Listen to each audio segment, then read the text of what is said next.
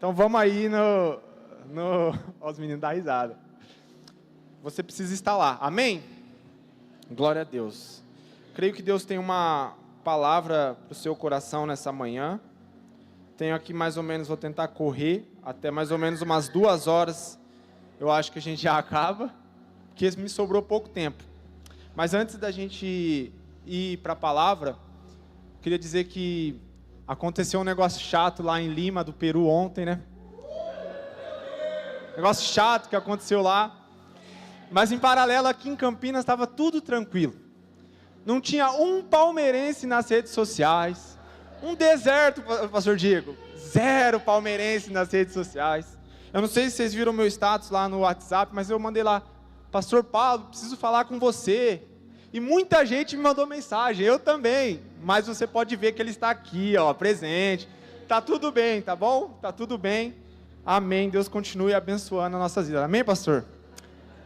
Glória a Deus. Queria te convidar nesse momento a ficar de pé, toda a igreja. E quero que você abra a sua Bíblia em Salmos, no capítulo 51. Quinta-feira o pastor trouxe algo muito importante para nós como igreja. E queremos adotar essa medida aqui em todos os cultos. A reverência de lermos a palavra de Deus nos nossos lugares, porém de pé. Quando nós vamos num casamento, né, Léo, nós vemos ali a entrada da noiva e todos aqueles convidados ficam de pé. Para cantar o hino, nos colocamos de pé. Em diversos momentos, quando chega alguém de autoridade, a tendência é a pessoa se levantar. E isso não pode ser diferente quando Deus quer falar. Então, nesse momento onde nós vamos ler aqui a palavra, que isso possa se tornar como regra aqui na casa do Pai. Todo momento que nós formos ler a palavra, nos colocamos de pé. E aí, eu queria ir um pouquinho mais além. Porque quando o pastor falou isso na quinta-feira, cara, eu não sei se você tem uma Bíblia física. Sabe, eu não tenho nada contra o digital. O digital está aí para isso, para facilitar nossas vidas. Mas eu aconselho você, se por acaso você tiver a sua Bíblia física, traga também. Sabe, eu me peguei, certa vez o pastor, ele trouxe isso, e aí, se você vai ler no celular às vezes, eu já me peguei sem querer. Você está lá no WhatsApp, respondendo mensagem, né? Ou sem querer você está vendo o jogo do Corinthians, o São Paulo está ganhando ou não. Então, como esse momento é um momento tão importante, se você puder e tiver, traga a sua Bíblia física também, vamos ler ela juntos. Amém? Então vamos lá, Salmos no capítulo 51, a partir do versículo 9, a palavra do Senhor diz assim: Esconde o rosto do meu pecado e apaga todas as minhas iniquidades. Ó Deus meu, cria em mim um coração puro e renova dentro de mim um espírito inabalável. Não me afastes da tua presença, nem tires de mim o teu Santo Espírito. Restitui-me a alegria da tua salvação e sustenta-me como um espírito disposto a obedecer. Então ensinarei os teus caminhos aos transgressores, para que os pecadores se voltem também para ti. Se você puder fechar os seus olhos nesse momento. Espírito Santo, Pai, nessa manhã nós te agradecemos por essa presença. Pudemos sentir e presenciar que a tua presença é real sobre esse lugar, Pai. E eu te pergunto, Deus, como trazer uma mensagem, como continuar, Pai, em nome de Jesus, aquilo que o Senhor já está fazendo nessa manhã. Pai, o Senhor bem sabe que a minha boca é sua, o meu coração, a minha mente, Pai. Então faça, Pai, em nome de Jesus, e fale com a tua igreja aquilo que o Senhor quer trazer para as nossas vidas agora. Que toda a nossa atenção e os nossos olhos estejam voltados para o Senhor. Que nada e nenhuma distração venha roubar aquilo que o Senhor quer depositar na tua igreja nessa manhã. Em nome de Jesus, amém. Se você puder, sente aí no seu lugar. A primeira coisa, meu irmão, que eu entendo com essa passagem que nós lemos, para você que tem esse costume de fazer a leitura bíblica, você bem sabe que esse salmo é uma oração de Davi. O momento a qual Davi ele foi fortemente repreendido pelo profeta Natã a respeito de um episódio contrário que ele passou na vida dele. Davi, ele viveu um episódio ali onde houve traição, pois ele traiu um dos soldados mais fiéis que estavam junto com ele, e também um episódio de morte. E aí Davi, ele faz essa oração aqui ao Senhor, E particularmente esse texto em relação à vida de Davi é o que eu mais gosto. Porque eu entendo que essas duas coisas, um coração quebrantado aqui e um espírito inabalável, é o que rege as nossas vidas, é o fundamental. Mas ele vai começar o texto, irmão, dizendo, pedindo ao Senhor: Deus, esconda o seu rosto dos meus pecados. A primeira coisa que nós vemos aqui é que Davi, ele está reconhecendo que mesmo que por um dia ele tenha sido ungido rei, que mesmo que por um dia ele tenha voltado a vida dele ao Senhor, ele ainda reconhece que ele é um pecador.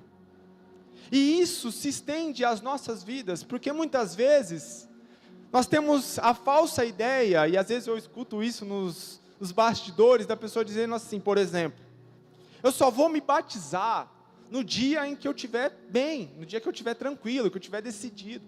Porque a pessoa mistifica dizendo para ela mesma que no dia que ela se batizar, ela nunca mais vai pecar. Não, porque quando eu me converter verdadeiramente, eu nunca mais vou errar. Mas Davi está dizendo assim: Senhor, vira o teu rosto para o meu pecado, porque eu vou ser falho. Eu vou continuar errando, eu vou continuar pecando, não tem como. Ele consegue fazer essa autoanálise e reconhecer. Sabe, irmão, todos nós estamos sujeitos ao erro, todos nós estamos sujeitos ao pecado. Mas aqui Davi, ele está fazendo uma oração sincera ao Senhor. Senhor, eu vou pecar, eu vou errar no caminho. Às vezes você entrou aqui nessa manhã, talvez com esse pensamento.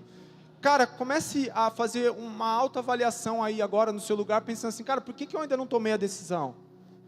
Por que eu ainda não tomei a decisão de me batizar? Por que eu não tomei a decisão de verdadeiramente servir a Deus, estar presente numa igreja? Por que eu não tomei a decisão? Será que eu estou com medo de que amanhã eu não vou ser perfeito diante do Senhor? Mas, irmão, esse é o ser humano. Até que o Senhor venha, nós vamos errar, até que o Senhor venha. Mas precisamos sempre estar voltados a essa oração, porque Davi, ele vai fazer um pedido ao Senhor, dizendo: Pai, me dá um coração puro e um espírito inabalável. E aí depois, Davi, ele vai dizer assim, no versículo 13, porque ele está fazendo essa oração, eu entendo, a partir de um propósito que ele tem para cumprir. No versículo 13 ele fala assim: então ensinarei os teus caminhos aos transgressores, para que os pecadores se voltem também para ti. Você bem sabe que Davi era um rei, Davi era alguém de autoridade, alguém respeitado, alguém que tinha um chamado específico, algo, tipo assim, cara, eu posso dizer que ele é um dos maiores da Bíblia. Até hoje ele é altamente reconhecido como um dos maiores da Bíblia. E aí ele está falando assim: Deus, eu preciso de um coração assim, eu preciso de um espírito dessa maneira, para que depois eu possa cumprir o meu chamado, o meu propósito, aquilo que o Senhor tem para a minha vida. E talvez você entrou aqui nessa manhã e a sua reflexão é: quando vai chegar a minha vez? Quando vai chegar a minha vez aonde o meu ministério vai decolar? Quando que vai chegar a minha vez, pastor, que verdadeiramente eu vou começar a ser próspero? Nós queremos a prosperidade. Quantas coisas eu me pego de vez em quando pedindo para Deus: ah, Deus, quando o Senhor vai me prosperar, para todos os meus sonhos começar a se realizar, aquilo que eu tenho pensado? Quando que o Senhor vai vir sobre a minha casa, sobre a minha família? De repente você faz uma oração: Senhor, quando que eu vou ser pai? Quando eu vou ser mãe? Quando eu vou ter a oportunidade de gerar um filho?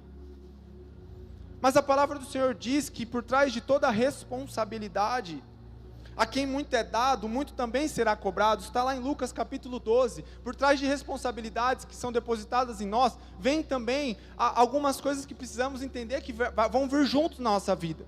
Será que você está preparado para quando você começar a prosperar, ouvir as pessoas falar da sua vida, da sua família, da sua casa? Porque às vezes quando você começar a prosperar, pessoas vão invejar você. Pessoas vão falar assim: ah, ele só pode estar fazendo alguma coisa errada. Ah não, ele teve sorte. Ah não, as pessoas vão começar a falar coisas a seu respeito quando você começar a prosperar. Você já parou para pensar, irmão, que quando você que deseja ser pai e mãe aqui, que você vai ter que passar noites, talvez sem dormir? Você sabe que talvez você vai passar estresse, né, pastor? Graças a Deus a Alice dorme muito bem à noite. Minha esposa orou bastante, então a Alice é tranquila. Pastor, está faltando oração. Está faltando. Falei ontem. Mas Você já parou para pensar que às vezes aquilo que você está tanto pedindo ao Senhor, quais são as consequências que também vão vir junto? Ou você acha que quando acontecer vai ser só bênção, só mil maravilhas? Não, irmão. Quando o seu ministério começar a decolar aqui sobre esse lugar, você tem que entender que vai ter pessoas abaixo de você, pessoas que dependem de você, pessoas que vão querer ver a sua vida como é. Às vezes o seu desejo é pregar, vir ao altar e trazer uma palavra, mas e nos bastidores? E quando você estiver no trabalho, e quando você estiver nos lugares, como vai ser? Cara, essa manhã aqui eu fui pego de surpresa, que o pastor foi orar por mim ali, cara. E eu fui pego ali no contrapé, onde ele também começou a orar por isso. Sabe? Que eu também possa, lá fora, continuar sendo essa referência. Porque senão, de repente, cara, quem é o Leandro? Quem é você, irmão? Sobre aquilo que você tem pedido, sobre aquilo que você tem orado diante do Senhor. Só que aí ele vai dizer o seguinte: ele quer um coração novo, um coração renovado. A primeira coisa que ele vai pedir é: cria em mim um coração puro. E quando eu li essa passagem, irmão, eu comecei a pensar, mas espera aí, lá em Gênesis, o Senhor não já havia criado todas as coisas? Lá em Gênesis, o Senhor viu, depois que Ele criou todas as coisas, e viu que tudo aquilo era bom. Mas a realidade daquilo que Davi está orando é, que por mais que Deus tinha feito uma perfeição, talvez Davi, durante o caminho, ele tinha se perdido daquilo que realmente importava, porque ele estava pedindo um coração que talvez ele nunca teve, e assim talvez também é na sua vida, irmão. E eu não quero nessa manhã começar a pregar aqui para julgar você sobre as suas atitudes, porque eu não sei, eu não tenho o poder de ver como que foi de repente a sua criação, como que foi de repente a sua infância, talvez as marcas que foram depositadas sobre você durante a sua criação, durante o seu desenvolvimento, tornaram o seu coração dessa maneira que nós vamos aprender aqui nessa manhã. Talvez as marcas que você carrega hoje no seu coração são coisas, Val, que fazem parte da sua infância, que fazem parte de palavras que falaram a seu respeito. Então Davi, ele está dizendo assim: Senhor, cria em mim um coração puro, um coração que eu não tenho. É isso que ele está pedindo aqui, sabe? Porque o coração, irmão, ele é a base. A Bíblia vai dizer para nós, em diversas passagens, que o coração, ele é como a casa dos nossos sentimentos. O coração, ele é a base dos nossos sentimentos, irmão. Então, muitas vezes, a gente precisa fazer uma autoanálise e pensar: cara, o que eu tenho carregado dentro do meu coração? O que tem depositado em mim? O que tem depositado no meu coração? O que eu tenho carregado? Quais são as marcas? Porque lá em Jeremias, no capítulo 17, no versículo 9... a Bíblia vai dizer que o nosso coração, irmão, ele é enganoso. O nosso coração, ele é enganoso. Em que sentido, pastor? Você já parou para pensar, pastor Diego, que muitas vezes nós queremos alguma coisa, e aí nós começamos a buscar essa coisa. Nossa, eu queria tanto uma casa, eu queria tanto um carro novo, eu queria tanto um casamento. Mas aí de repente, quando nós alcançamos aquele objetivo, aquilo que nós buscamos tanto começa a perder valor. Porque o nosso coração, ele é assim, ele é enganoso, ele nos apresenta algo que tanto queremos, ele apresenta algo para nós que tanto estamos buscando, mas aí depois a gente fala assim: cara, agora que eu já consegui, talvez às vezes perde valor nas nossas vidas. Sabe, o nosso coração, irmão, às vezes ele toma decisões precipitadas.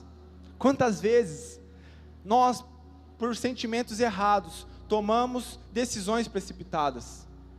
Às vezes o seu casamento está acabando, irmão, porque você está tomando uma decisão precipitada.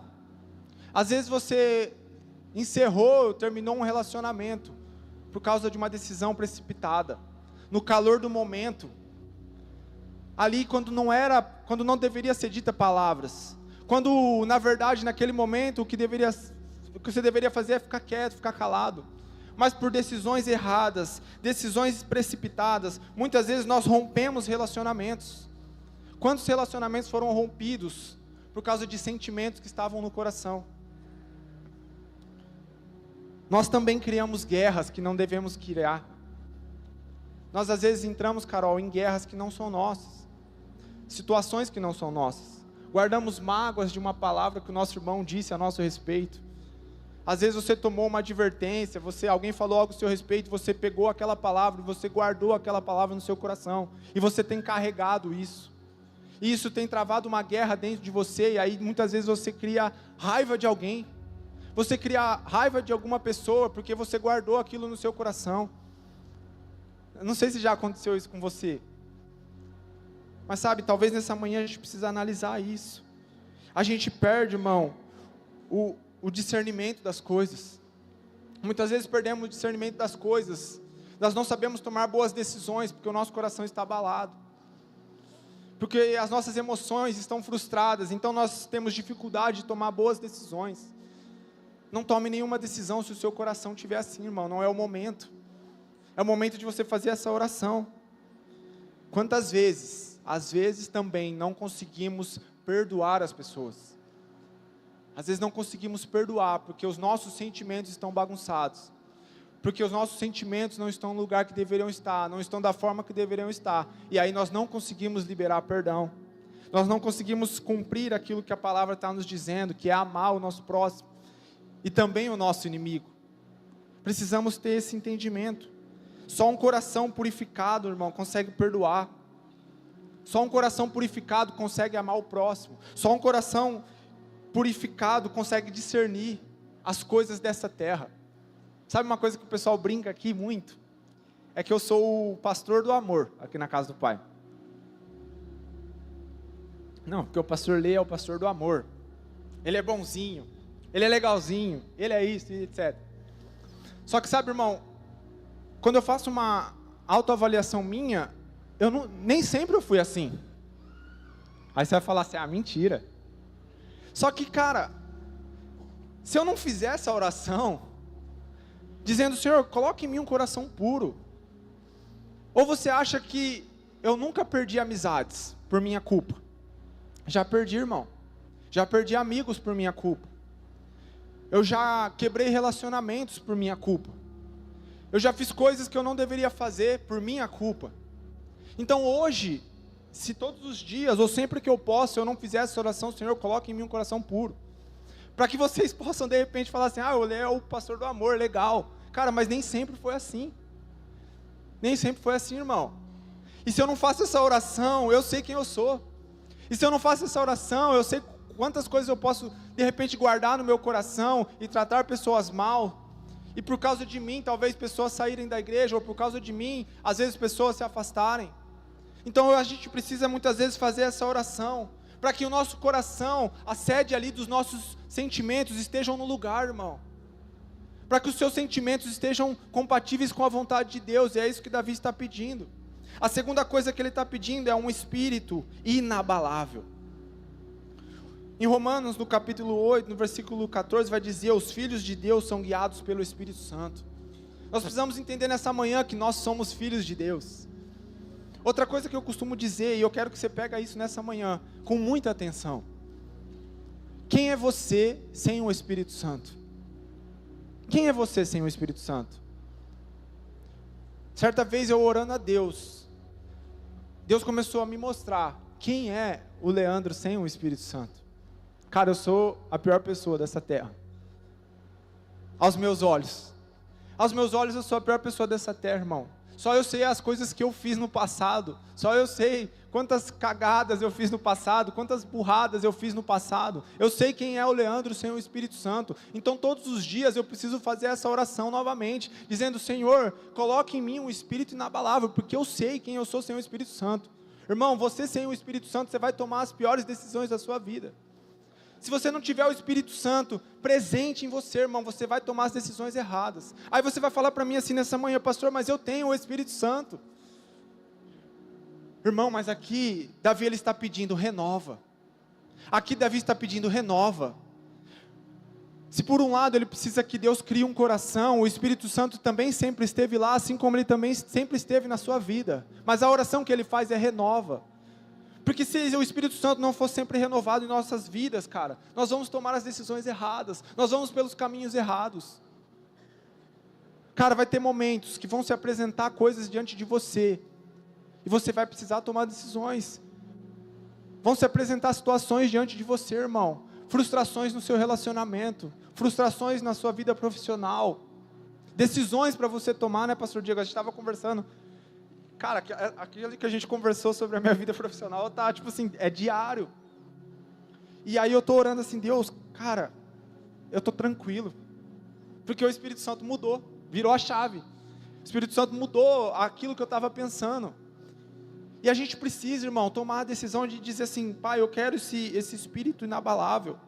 Davi, ele era um rei, Davi, ele era vitorioso, ele era famoso aonde ele estava ali, mas mesmo assim ele fez essa oração, Senhor, não tire de mim o teu espírito, porque ele sabe aonde ele caiu, ele sabe quem ele foi, quando ele deixou o espírito de lado, para cumprir as vontades que ele tinha, para viver as vontades que ele tinha naquele momento, então ele precisou fazer essa oração, não retire de mim o teu Espírito Santo.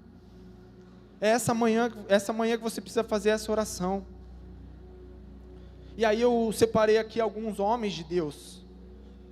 Davi, ele foi restaurado, mesmo após errar, ele fez esse pedido, para que ele não perdesse a coroa, porque ele viu o que aconteceu na vida de Saul.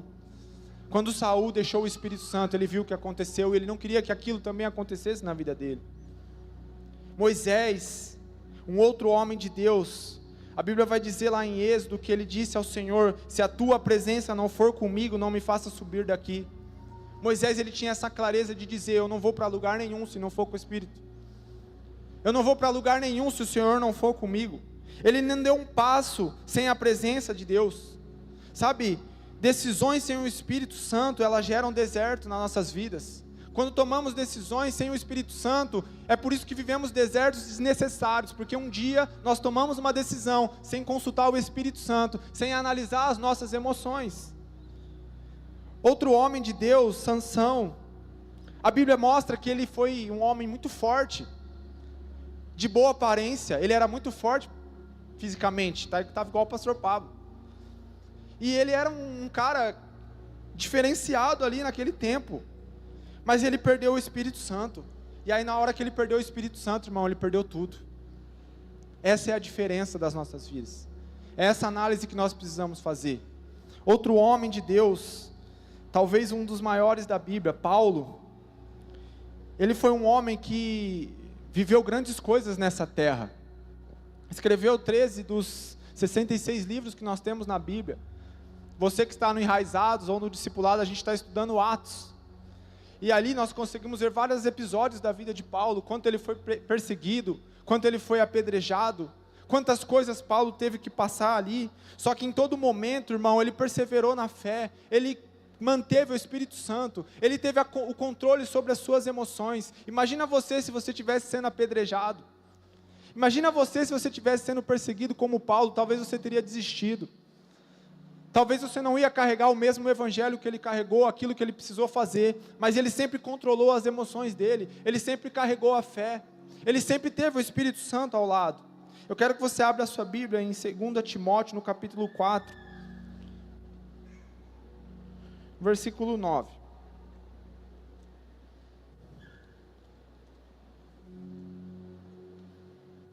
Segunda Timóteo, no capítulo 4, no versículo 9.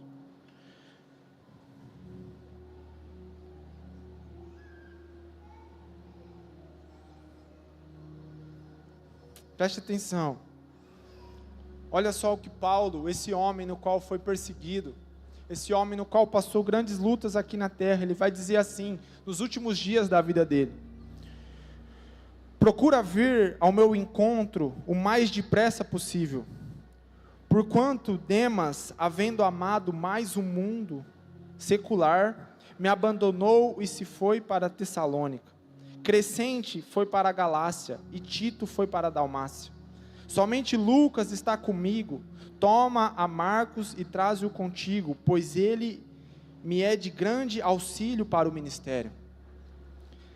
A gente vai continuar lendo, mantenha a sua Bíblia aberta, mas um detalhe do texto é que Paulo, ele estava ali nos últimos dias da vida dele, irmão. E aí ele está referenciando alguns homens que talvez passaram na trajetória dele, sabe? Homens que estiveram com ele durante o ministério. Mas agora, nos últimos dias da vida dele, ele vai dizer que um desses homens, por haver amado mais as coisas do mundo, foi embora e já não estava mais do lado dele. Imagina só você no lugar de Paulo. Se você não tiver com o seu coração puro, com as suas emoções no lugar, o que talvez você falaria de Demas? Demas é um traidor, Cris. Demas é um injusto, porque eu sempre estive com ele. Ele sempre esteve ao meu lado quando o nosso ministério estava rompendo, quando o nosso ministério estava crescendo. Mas agora, no último dia, ele me abandonou. No último dia, ele foi embora daqui. Imagina se você não tiver, irmão, com as suas emoções no lugar. Você vai falar assim: Demas é um injusto, cara. Era para ele estar aqui comigo. Olha, os demais aqui também foram embora e não estão comigo no dia que eu mais preciso. Fala a verdade se muitas vezes a gente não é assim também. De falar assim: cara, aquele irmão é ingrato. Pô, eu ajudei ele todo o tempo e agora ele foi embora. Não é, pastor, que a gente escuta isso às vezes também? Desabafa aqui. Cara, nossa, pastor também nunca me ajuda. Pastor, pô, cara, eu particularmente consigo ver o que a igreja faz por alguns. Mas às vezes a pessoa vai embora, vira as costas e fala assim: nossa, que igreja ingrata. Não me ajuda, não fez isso, não fez aquilo. Sabe o que é isso, irmão? De verdade? Um coração que não é puro, irmão. Um coração que não está com as emoções no lugar. Porque se você tiver com as suas emoções no lugar, irmão, cara, você nem vai ligar para isso. Isso aí não é nada, Diego. Isso aí não é nada, cara. E aí Paulo está dizendo isso. Ele foi embora. Mas olha só o que ele vai continuar falando no final. Somente Lucas está comigo. Toma Marcos e traz-o contigo, pois ele me é de grande auxílio para o ministério. Mandei Tíquico para Éfeso. Quando vieres, traze-me a capa que deixei em Trode, na casa de Carpo, e os livros, principalmente os pergaminhos. Aí ele vai falar de um outro homem, Alexandre, que trabalha com bronze. Prejudicou-me severamente. O Senhor com certeza lhe retribuirá conforme as suas atitudes. Tenhas muita cautela com ele, pois se opôs fortemente às nossas palavras. Aqui ele está apontando para mais um homem, Alexandre, que provavelmente dentre esses que ele apontou era o mais bem sucedido, porque ele está falando que ele trabalhava com bronze. Então talvez ele era alguém no ministério de Paulo que era bem sucedido, Val. E eu não sei se você já deparou às vezes com pessoas que às vezes por ter algo a mais acham que pode começar a dar palpite no ministério. Pessoas aqui que ele está falando assim: tenha cuidado com ele, porque, em outras palavras, ele achou que poderia começar a vir contra aquilo que a gente estava pregando. Ele achou que por algum momento ele poderia começar a vir contrário sobre aquilo que Deus estava fazendo, sobre o ministério. E aí a gente fazendo um paralelo ao poder que esse homem tinha, a gente consegue trazer para os dias de hoje e ver isso nos nossos dias. Irmão, um detalhe: aquilo que Deus tem colocado na sua mão, irmão, é muito bom para você utilizar lá fora, é muito bom para você usar na sua família, mas não te dá poder no reino de Deus. Aquilo que Deus deposita na sua vida, cara, e ore por isso, para que você seja bem sucedido, mas isso não te dá poder no reino de Deus, para você de repente começar a palpitar sobre aquilo que Deus está fazendo. Nem a mim, nem aos pastores, e nem a ninguém que está aqui, porque a obra não é nossa, a obra é dele. E aí Paulo está apontando para esse homem. Mas por que Paulo está apontando para esse homem? Porque ele tinha um coração puro, aonde ele está fazendo o raciocínio legal sobre as emoções, sobre ele tá tendo o discernimento do Espírito Santo para entender quem era Alexandre. E aí ele vai continuar dizendo: na minha primeira defesa ninguém se fez presente para me ajudar, pelo contrário, todos me desampararam. Contudo, que isso não lhe seja imputado em juízo.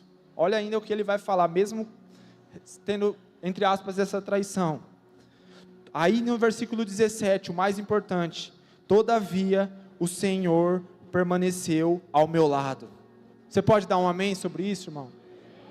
Todavia o Senhor permaneceu ao meu lado e me abençoou com forças para que por meu intermédio a mensagem fosse plenamente proclamada a todos os que não são judeus a ouvissem, e eu fui livrado da boca do leão.